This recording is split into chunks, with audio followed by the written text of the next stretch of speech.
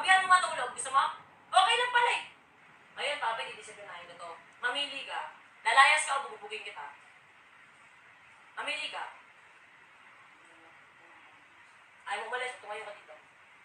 Tanggalin mo sa salamin mo.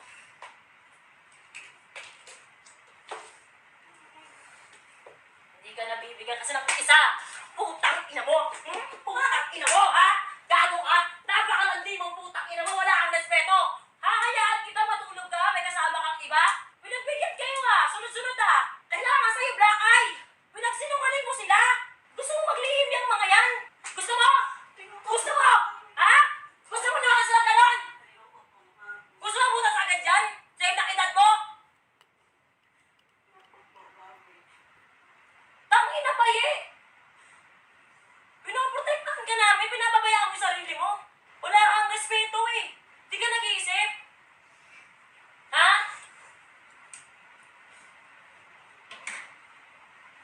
Di ka nag-iisip? Sana ka walang magulang? Maglipin ka na lang ulit. Lason ka. Lason yan, yung ganyang ugali. Anong role ulit dito? Anong role mo? Ate ka! Ha? Ate ka! Tandaan mo yan! May isa ka bang role dito? Ano? Ano? Hindi mo alam? Hindi! Nakalimutan mo! Anak kita! Anak kita! Putang ina mo! Kaya pag may nangyari sa'yo, sasabihin mo! Magtanda ka, putang ina! Pag may nangyari sa'yo, kami unang pakamatay para sa'yo! Naiintindihan mo? Hindi ka magsisinungaling, hindi ka maglilihim!